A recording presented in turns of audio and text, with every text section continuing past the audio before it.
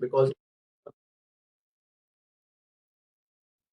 so there is a 30% chance of a startup failure, which depends on how good is the team.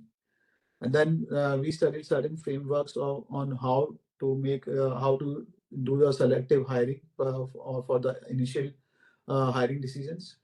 Also, we learned how to divide equity and how to master that equity allocation among and create the founder agreements, and some common team building mistakes and how to avoid them. So, how why the founding team matters is because founding team composition, but it's 30% of the venture success. If the team is not good, there will be always be a problem between the opinions, because the opinions, the goals, the long term objectives will not be one, will not be synced with each other among the founding members. They will always lead to a difference of opinions when the key decision happening has to happen.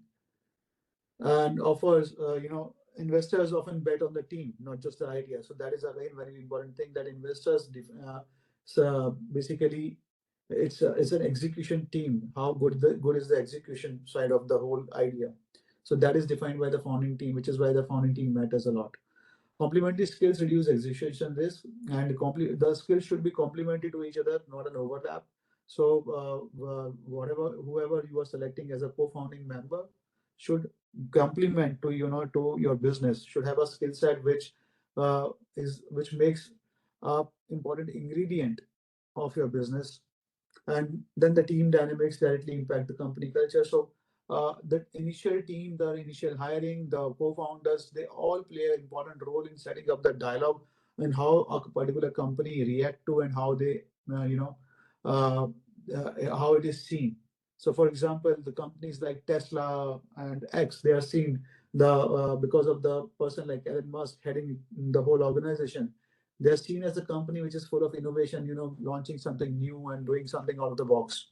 So the people at the helm, they decide what kind of a company and the culture of the company will be.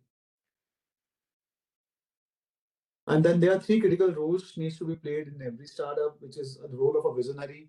Normally, in general language, we call it as a CEO, who basically sets direction of the company, identifies opportunities for growth, builds investor relationships. Then there is another important key role, which is of an operator, which is chief operate, also a role which is in generic terms called as COO, Chief Operations Officer. And the role of this person is to execute strategy, manage processes internally in the organization, and drives accountability of people and key resources involved. Then comes an important role of CTO, the technologist, who is basically responsible for building products, managing technical decisions, and ensures that quality product is developed and delivered.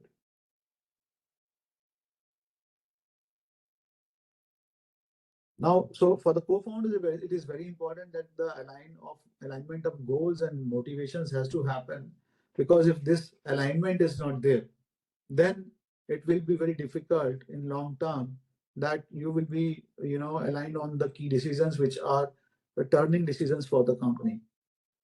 So you can ask few questions among your the possible co-founders, that whether their alignment with you is impact driven or money driven or motivation driven, what yield the alignment, what basically creates the alignment. And then the second question you can second point which you need to remember is that legacy builders stay longer. So if you are aligned, if the goals are aligned, if the motivations are aligned, if your motivations and goals are impact driven, you are creating an impact in the society, then you are creating a legacy. So whether your co-founder is interested in creating a legacy or whether he is a wealth seeker, that is a very important thing to ask, because you may also be a wealth seeker, and if your co-founder is also a wealth seeker, then it's fine. That is also fine. I'm not saying that one has to be thinking from the perspective of legacy builder only, but it should be a common setup. You both should have a common belief on what grounds and on what basis you are developing that company. In general, I would recommend to not act as a wealth seeker, because if you are delivering if your product, your company is uh, more focused on quality and delivery and creating an impact in any form within the society. Okay. So if you are making anything better in the society, you will make money out of it. That's not a problem. Uh, and the next thing is mixed motivations create conflict and reduce focus. Now, if the goals are not aligned, there will be mixed motivations, there will be mixed feelings. Your founders can One of your founder friend can think of going to for a VC. You can think that okay, VC is not needed because you're making good enough money. So there can be difference of opinions if the motivations and goals are different, and we can just think about this motivation and these all things, and we can just write it down as well when it comes to founders agreement. And then comes the document and discuss motivation during the founder discussion. So that is also very important that you discuss and motivate each other within the founder discussions, and you find out and document everything. Documenting everything is very important so that tomorrow, if, after 6 months, you go and sit and then you say that okay, we discussed this and this is documented, that we will not do, we will not, if in 6 months we will not make money, we will do this level of contribution, or we will pitch in the VC or angel investor into the company. So there are different ways and different possibilities around, and as a founder member, as a founder of the as a key person who has that idea built into you, embedded into you, you need to select a right person for the as a co-founder. Then there's a uh, now co-founder agreement is also something that we discussed, that everything, try to keep everything documented. Who will do what will be the key roles, who will bring what investments. Uh, Try to create a schedule for 4 years or 1 year, 4 plus 1 year kinds, where you define that okay, if this happens, we will do this. If the projection will happen, if the revenues will come, we will take the salaries. Or let's say we are assuming revenue after 18 months, then nobody will take the salary, and we will pitch in the money. We will invest in the company in the tranche of 3 months of 1 lakh, things like that. So that is a vesting schedule which you can create. You should also have a rough understanding of how the exit should happen if somebody wants to exit the company which you have created, how he can take that exit, whether he will get something out of it or not. So that is also should be one of the scenarios mentioned into the agreement. Uh, Exit, and then comes the roles and responsibilities, definitely, which should be there as well.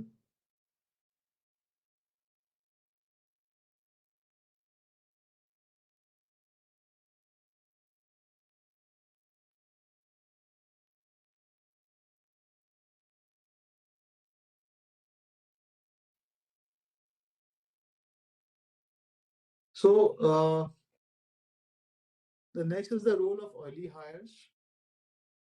Early hires are the people who, so now you have a co-founding member, maybe a co-founding members, but then you have to grow your team, a reliable and dependent team, because you and your co-founding member have to, take care of certain core duties. And then you need a team who can take care of the operations or delivery mechanism or development, and who can be those early hires. So the early hires should have typical uh, features, typical attributes in them. There should be four multipliers for small teams. They are, and they should have a culture embedded within them, and they should be ready to wear multiple hats, as in generalize the people. So people who are not hardcore specialists into one particular set of technology, but somebody who is good enough who can adapt to multiple technologies very fast. Because in the starting there can be a lot of hats one has to wear. Okay, so that is something very important. Then there are self-starters and problem solvers. Who are those? Who's a self-starter? So basically, self-starters are the people who you just assign a job, and then they have that motivation inbuilt, and they bring you the results. Even then, even if they don't have a direct approach or direct answers to those issues. So they'll find out a way out of, and they will solve the problems. So these are the people who are very important attributes for the early hires, because if such are the people whom you are hiring as key responsible people, then you can focus on rest of the jobs, which are the core jobs of a company, as in making strategy of business development, expanding, making finding new partners and all.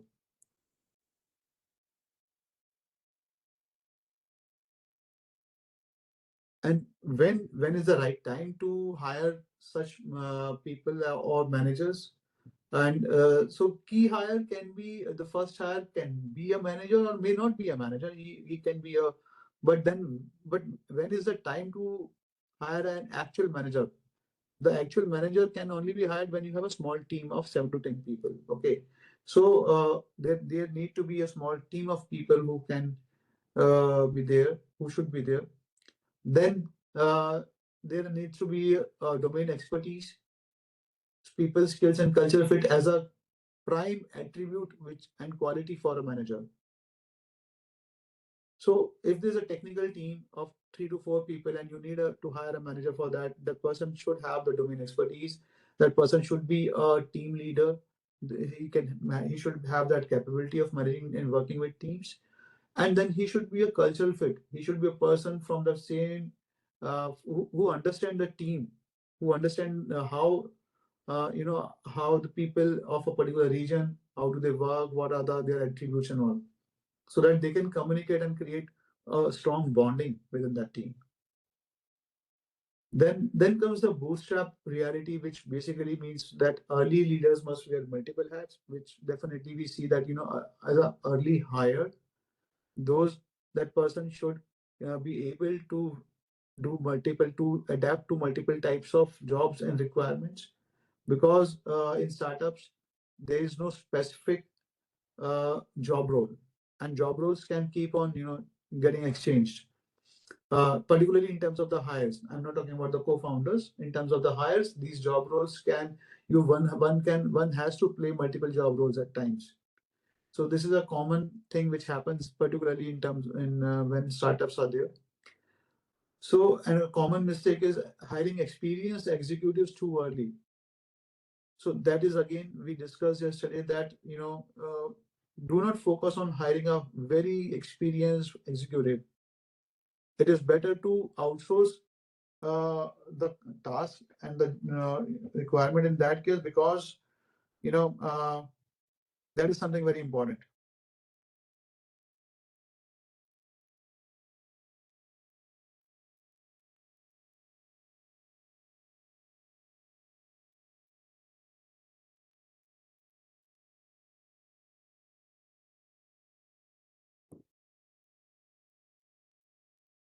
Any questions?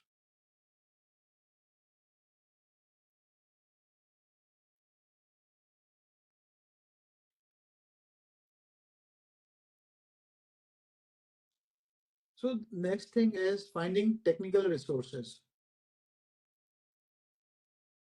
As I shared, that when it comes to a particular technical requirement, it is something very important for us to understand that you cannot play around with a product with a person who has not that level of experience. So what to do? And we are also saying that we should not be hiring a very highly experienced person. So how to do it is that either you or one of the co-founder himself is a CTO of the company, which we see, read earlier. So if you are taking, so if you have three key roles and all three co-founders of are there's a co-founder for all the three roles, then that's the best thing to do. So if you have a co-founder who can take care of operations, if you have a co-founder who can take care of the general responsibilities and take care of the company, as in to grow that company, and if you have a co-founder to play the CTO role, then you don't probably need to hire somebody from outside, or you may need to hire somebody from a perspective of some low some people with less experience will also work for you. So in bootstrap phase, the best part is you can use the freelancers or no code tools or outsource the development. The first two options, the freelancer and no code tools, are good in case if you have co-founder is a CTO. Now, this also depends upon that, whether your product is so big and required to be outsourced or to be developed from somebody outside, or your internal co-founder, one of the co-founders can develop it.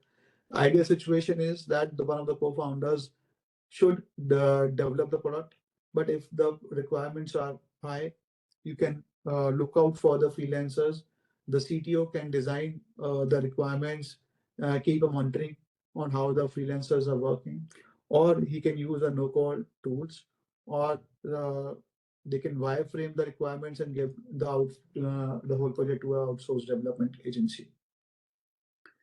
The first technical hire when you can do it is when the developer who understands your vision. So it has to be either a developer who understands your vision, or the best thing would be, I would recommend to have a co-founder who understands and believes in your vision, plus he is a high level tech person as well.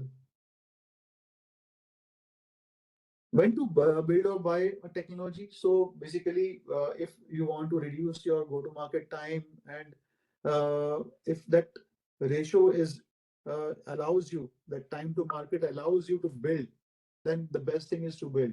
But if your time to market is something which is going to take a lot of time to build, while the same thing is available for a very low cost, then the best thing is to buy, adapt it, and use it for your in your product. So there are a lot of possibilities that you can use APIs, you can use uh, uh, available APIs, available modules for different options and tasks, and utilize them within your system architecture to create a product which can do a certain problem solving. And the fourth thing is to leverage your own network. So you can leverage your network of friends and family, you can leverage your network of college, you can leverage your network of alumni connections. All that network can be used to find the technical resources required to develop a solution for yourself.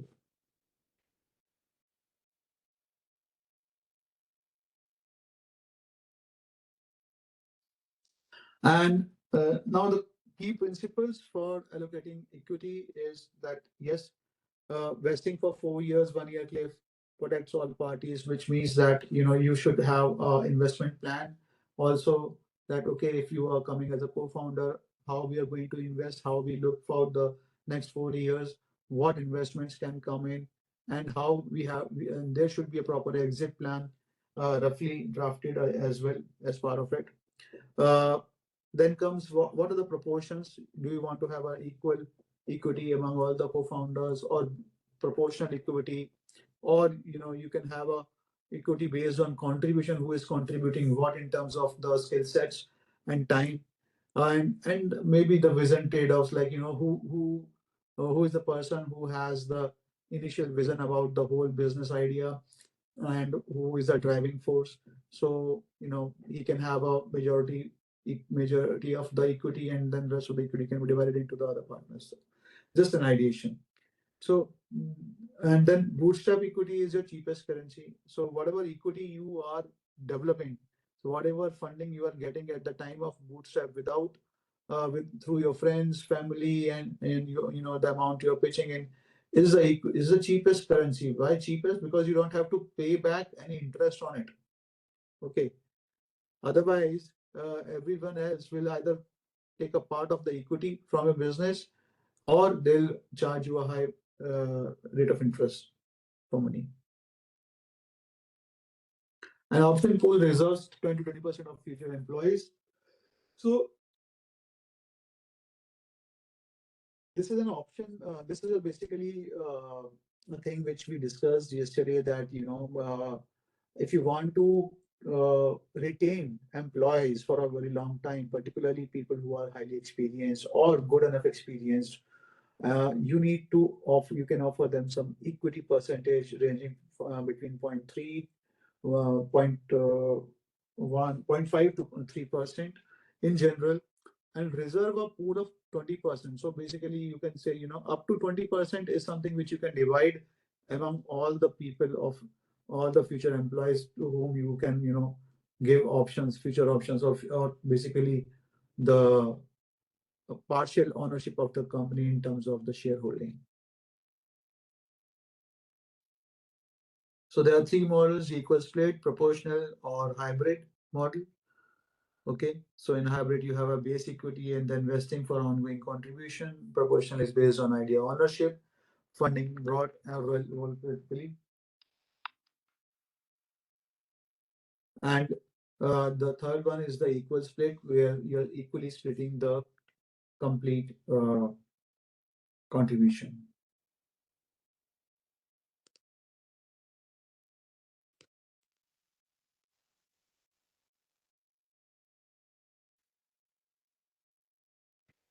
Common mistakes to avoid is hiring friends without clear agreements, because that can cause conflict. No vesting schedules if you are not planning the schedule for investment, that can be very investment and the time investment, both the money and time and resources. So basically, that schedule has to be clear. Unclear roles and responsibilities can also lead to very accountability gaps and duplication of tasks. Misaligned motivations are also is something which is very important when it comes to avoid, because that will uh, diverge your priorities over time.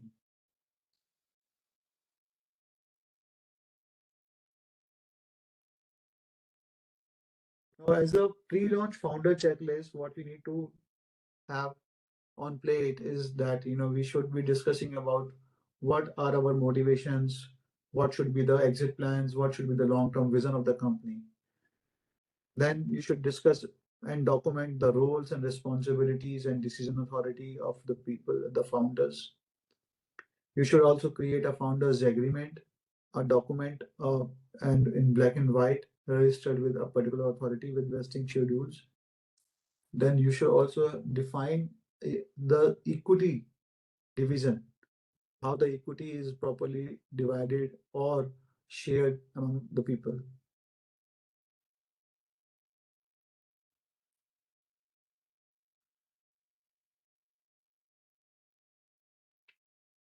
So team composition, we what you can do is design your ideal. You can just define the co-founders' roles, strengths, and why they matter.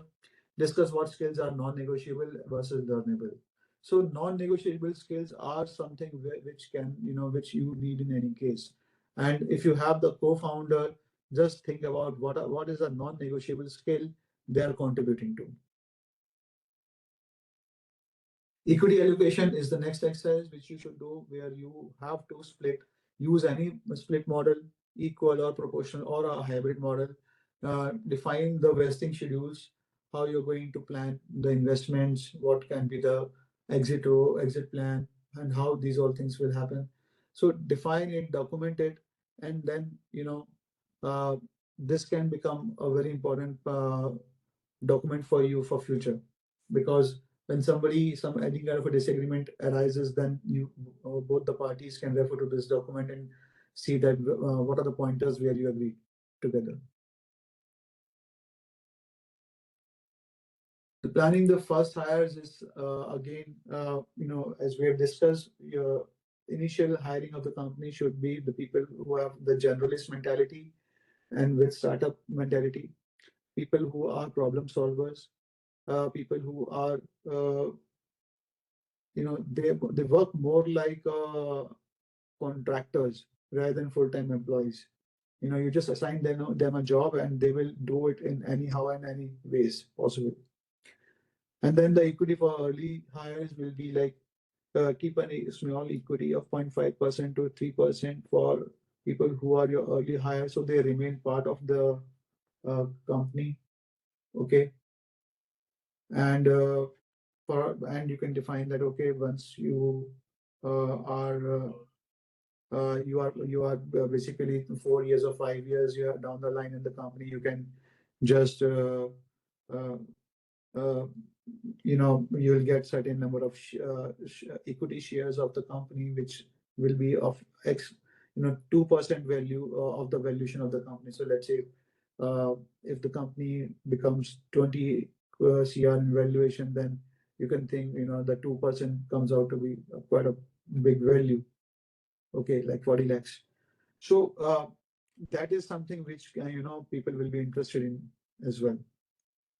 And these are the early hires should be the people who help in developing a culture of a company in a way that can be uh, multiplied, because that will be the base culture of the company. And whenever anyone will join the company, they will float, they will carry on that same culture forward. So the best thing is to the low cost ways of hiring is using incentives, using flexible work option, using mission driven appeal.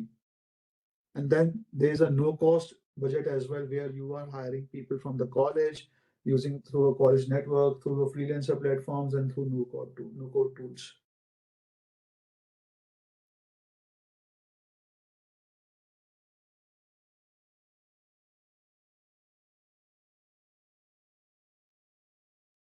So there's a founder disputes case study where they can what can lead to a disagreement.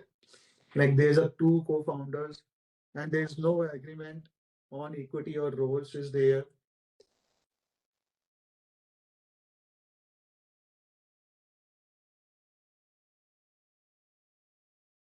And uh, now out of these two co-founders, one prioritizes the profitability and other wants the venture funding. So there are two different thought processes involved. There are two misaligned motivations, which can lead to a conflict after 18 months. So what is the most important thing here is that you have to document everything upfront. So if everything is documented, then there's no possible way that there can be a disagreement. And even if there's a disagreement, you can refer to the document which has everything mentioned, that what and how the company will grow and what will be the ways company will look out for the venture funding or the pride or the uh, bootstrapping as a way to grow forward.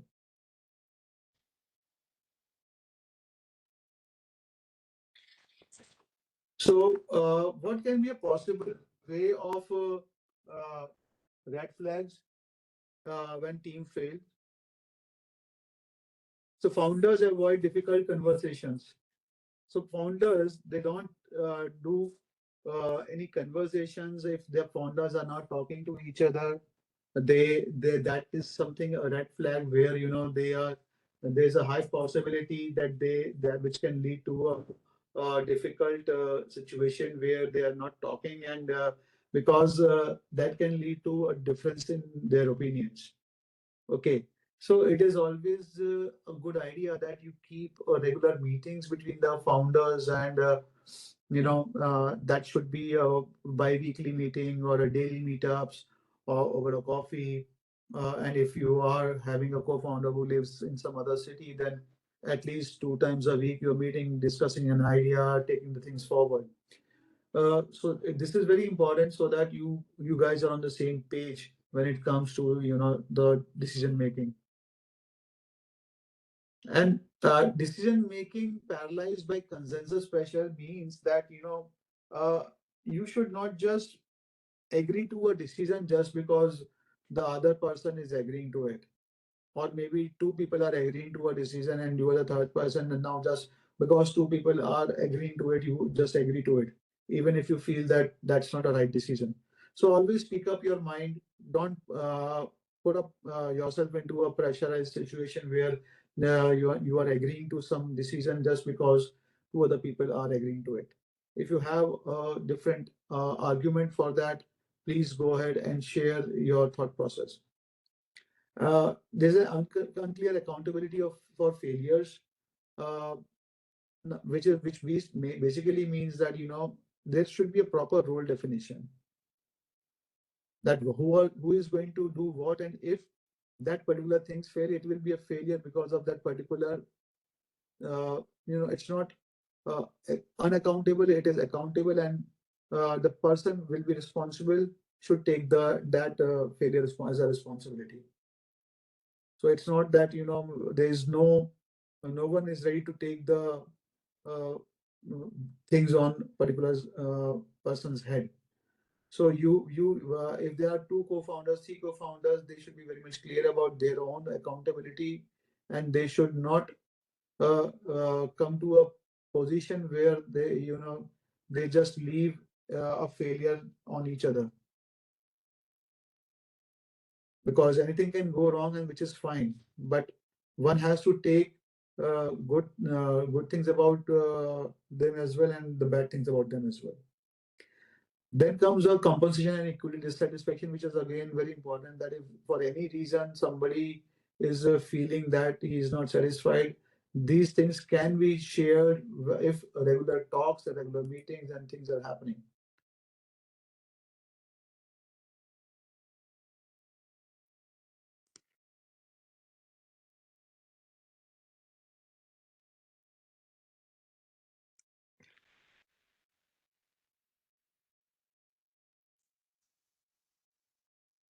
Any questions, anything which you want to ask till now? Because we are only doing revision. This is something very practical, my friends.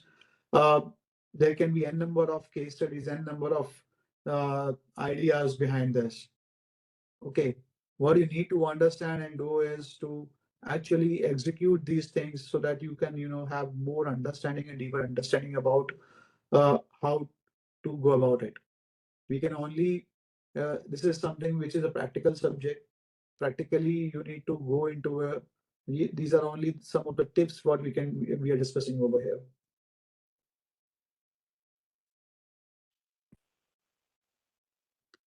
Now, another part of the founding team is to have a good culture. And to have a good culture, you need to have a initial team which set that tone of the culture. And so the initial team should have that transparency. So people should have transparency when it comes to, they should be able to share challenges, not just wins. So it's like that if you are okay and you are there to you are winning, uh, you have done something good within the team, then you are the person who is taking all the credit. But if there is something wrong which has happened, you are not ready to take that uh, as a blame or as a failure, but you are just passing that failure or a challenge to other people. So that is something what we need to, collective approach of solving things as a team should be there. Then there should be proper feedback loops where, everyone in the team is feels connected, and they can just share all the details back. They can share their feelings about the other people with the top management.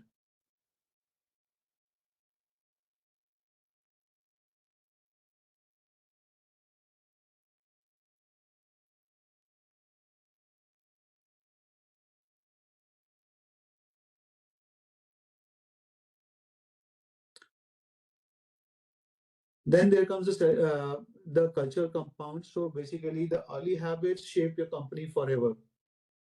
So the top hires, the initial five hires, you can say, should be the people who are, setting up the path for the company. They're the people who will be defining the early habits, the early tone, the way of how a company and how particular processes work in a company.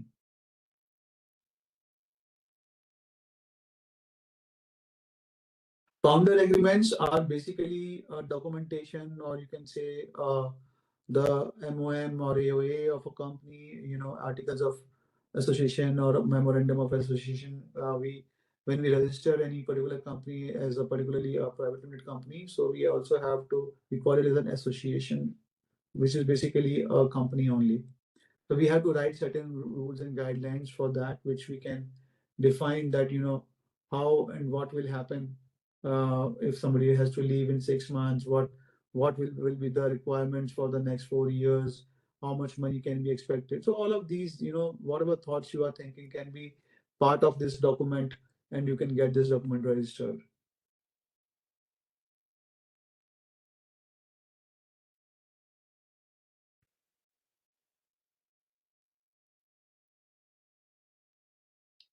So what you need to do is that you need to discuss motivations and long-term vision of the co-founders should be clear.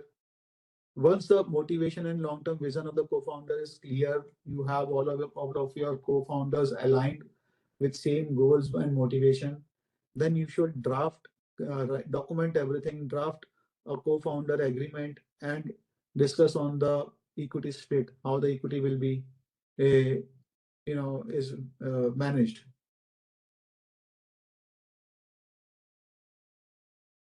The third thing is define first hire profile and recruitment plan. And then the last thing is that weekly syncs and culture documentation needs to be defined clearly.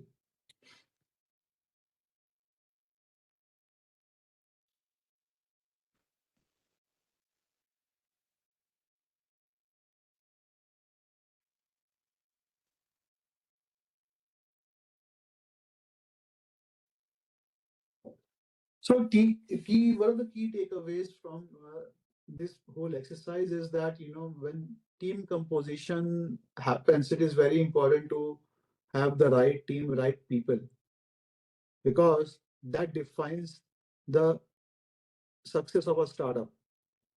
Because it's not an idea; it is the core group of people who defines the success. And then make sure that everything is documented, that everything is there in black and white, so that you are not giving any excuses or any surprises among each other. We Everyone on the team and the co-founders have the idea of what will happen if they will do, or they want to exit and they want to do something else. Then equity is cheap currency during bootstrap phase, which means that once you have crossed that bootstrap phase, once you have uh, gone into a funding scenario, uh, that equity is highly valuable. It becomes highly valuable. It becomes it's it diluting that equity means loss of heavy money as well. So that is something which you can give initially. You can distribute it in whatever way, but whatever it is, once a company starts making business and decent revenues, once the evaluation comes into play, that equity does not remain cheap. That becomes a highly costly affair. And having a right culture, you need to hire right people in the startup. At least the top 50 people should be like the one who remain with you or throughout the journey of the company. Top 5 people.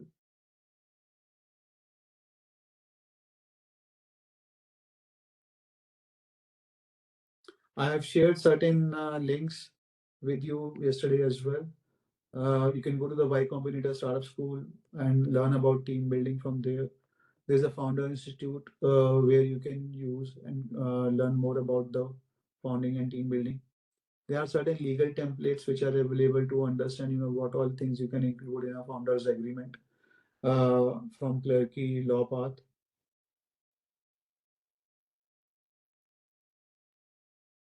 That's it, guys. So this was just a revision of the whole exercise, and I'm open for the forum to for any questions, for any suggestions, if anybody in the team needs.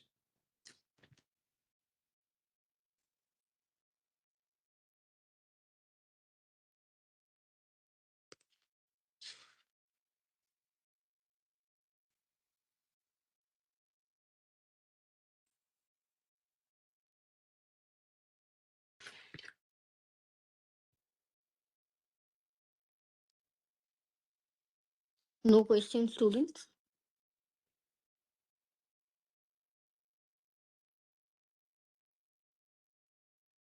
Hmm.